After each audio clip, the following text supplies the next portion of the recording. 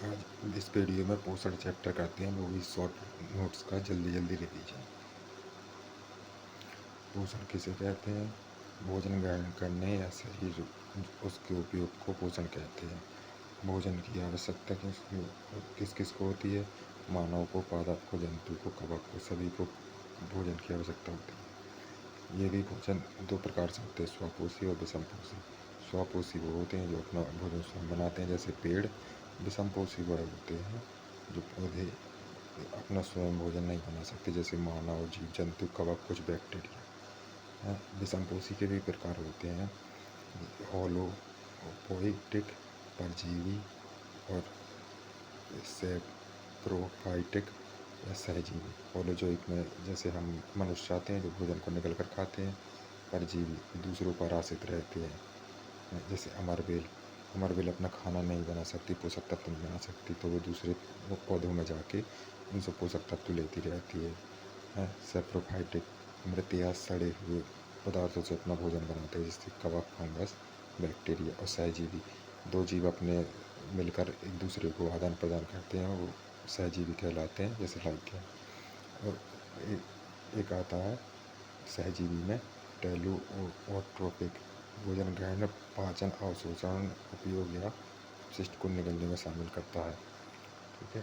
चौथा है अन्य जीवों के अंदर या ऊपर रहकर पोषण प्राप्त करने वाले परजीवी होते हैं, वहाँ से समझें। ठीक है। मृत या सड़े हुए पदार्थों से पोषण प्राप्त करने वाले सेप्रोफाइटिक होते हैं। दो जीवों को आपसी सहयोग से पोषण प्राप्त करना सहजीवी कहलाते हैं। कीटभक्षी पौधे। कीटभक्षी पौधे विशेष जाल द्वारा कीटों को फंसाते हैं या पचा देते हैं। वो दो उनके उदाहरण हैं बीनस बीनस फ्लाईटैप और पिचर प्लांट। ये इसके दो उदाहरण हैं, ये मोस्ट इम्पोर्टेंट है कीटभक्षी के। पोषक तत्व भोजन के घटक हैं जो शरीर के कार्यों को बनाए रखने के लिए उपयोगी होते हैं, जैसे कार्बोहाइड्रेट, प्रोटीन, वसा, विटामिन, खनिज आदि। पोषक तत्व की आवश्यकता क्यों होती है? ऊर्जा देने वाले होते हैं, कुछ संरचनात्मक निर्माण रखरखाव के लिए होते हैं, जैसे प्रोटीन, शरीर के विकास और शरीर के संचालन के लिए। तो आइए समझते हैं पोषक तत्व के चरण। यह प्रक्रिया निम्नलिखित कार्यों से मिलकर बनती है, जैसे भोजन ग्रहण करना। ठीक है। यहाँ से आप स्लाइड में भी देख सकते हैं। भोजन ग्रहण करना, फिर उसका पाचन होना, फिर प्रोटीन विटामिन का अवशोषण होना, फिर उपयोग करना, फिर अपशिष्ट मल द्वारा निकाल देना। प्रोटीन का परिचय करते हैं। प्रोटीन शरीर के लिए आवश्यक प्रमुख पोषक तत्व है। ये शरीर की वृद्धि, मरम्मत और ऊतकों के निर्माण में सहायक होते हैं। मुख्य कार्य प्रोटीन का ऊतक का निर्माण और मरम्मत, एंजाइम, हार्मोनों और एंटीबॉडी बनाना, ऊर्जा देने वाला आवश्यकता पड़ने पर प्रोटीन को कहते हैं। प्रोटीन के स्रोत क्या होते हैं? प्रोटीन के प्राकृतिक स्रोत चना, दाल, मूंग, अरहर, दही, पनीर, अंडा, मांस, मछली। और वनस्पति सोयाबीन, राजमा, लोबिया। लोबिया भी पालक की तरह होता है। मूंगफली, बादाम, अखरोट, अनाज, गेहूँ, चावल।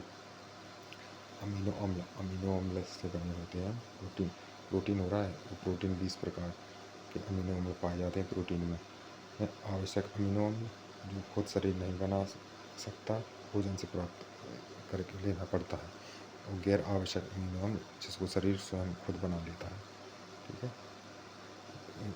प्रोटीन की कमी के लक्षण: वृद्धि रुक जाती, मांसपेशियों की कमजोरी हो जाती, बार बार बीमार पड़ जाते, बालों का झड़ना, त्वचा में रूखापन।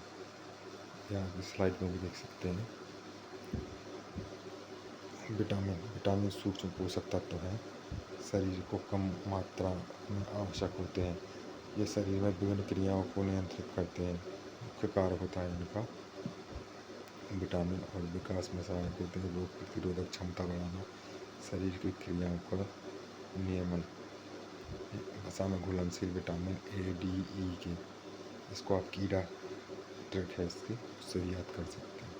ये दृष्टि तथा प्रतिरक्षा के लिए होता है। स्रोत गाजर, पपीता, दूध, मक्खन से मिलता है। और इसकी कमी से रात में दिखाई नहीं देता, मतलब रतौंधी रोग हो जाता है। विटामिन डी हड्डी और दांतों के लिए को मजबूत रखने के लिए कार्य करता है। इसके इसका स्रोत होता है धूप, मछली, अंडा, दूध। बच्चों में रिकेट्स, हड्डी का दर्द हो जाता है, रिकेट्स, ठीक है। और क्या, विटामिन ई का कार्य होता है प्रजनन और कोशिका को सुरक्षा करना। इसके स्रोत होते हैं वनस्पति तेल, बादाम, बीज है। इसकी कमी से बांझपन, मांसपेशियों में कमजोरी हो जाती है। विटामिन की थक्का जमाने के लिए उपयोग होता है। यह हरे पत्तेदार सब्जियों में होता है। इसकी कमी से अत्यधिक रक्त का स्राव होता रहता है, रुकता नहीं। साथ में जल में घुलनशील विटामिन बी और सी होते हैं। बी भी बहुत प्रकार के होते हैं। बी को थायराइड कहते हैं, B1 को थायराइड कहते हैं। और B1 का कार्य होता है कार्बोहाइड्रेट के चयापचय में। इसका स्रोत है साबुत अनाज, दालें, मूंगफली। इसकी कमी से बैक्टीरियल रोग होता है। विटामिन B2 ऊर्जा उत्पादन, दही, दूध, दही इसके स्रोत हैं। उसके कमी से मुंह के छाले होते हैं। विटामिन B3 पाचन तंत्र का कार्य करता है। इसका स्रोत मांस, मछली, मूंगफली है। इसकी कमी से पेलेग्रा रोग होता है। और सी है रोग प्रतिरोधक मसूड़े। सी की कमी से रोग प्रतिरोधक क्षमता कम हो जाती है और मसूड़े में सूजन आती है। इसका स्रोत है आंवला, नींबू, संतरा। इसकी कमी से स्कर्वी रोग, मसूड़े में खून आना। इसका विटामिन सी का कार्य रोग प्रतिरोधक क्षमता बढ़ाना है। इसको स्कर्विक एसिड के नाम से जाना जाता है। विटामिन की कमी के सामान्य लक्षण है थकान, कमजोरी, भूख न लगना, बार बार बीमारी, त्वचा बालों की समस्या। कार्बोहाइड्रेट शरीर का ऊर्जा स्रोत है। ये कार्बन, हाइड्रोजन और ऑक्सीजन से बने होते हैं। ये 3 प्रकार के होते हैं मोनोसैकेराइड, डाइसैकेराइड और पॉलीसैकेराइड।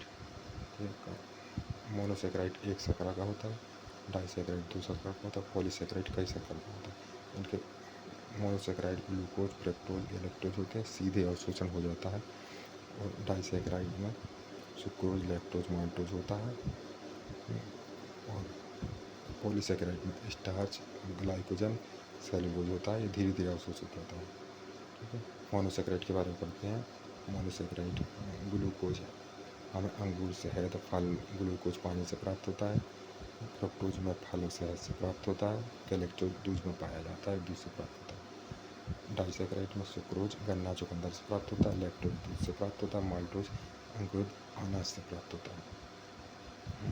और माल्टोज ग्लूकोज प्लस ग्लूकोज बन के माल्टोज बनता है। और गैलेक्टोज और ग्लूकोज बन के लैक्टोज बनता है। सुक्रोज और ग्लूकोज बन के सुक्रेज, फ्रक्टोज और ग्लूकोज बन के सुक्रोज बनता है। Polysaccharide starch, glycogen, cellulose. Starch चावल, आलू, चावल में पाया जाता है। ग्लाइकोजन पशुओं के यकृत एवं मांसपेशियों में पाया जाता है। सेलुलोज पत्ती या सब्जियों, मनुष्य नहीं पचा पाते हैं इसको, पत्तियों और सब्जियों में पाया जाता है। सेलुलोज सब्जियों में नहीं पाया जाता है, गलती से लिख गया है।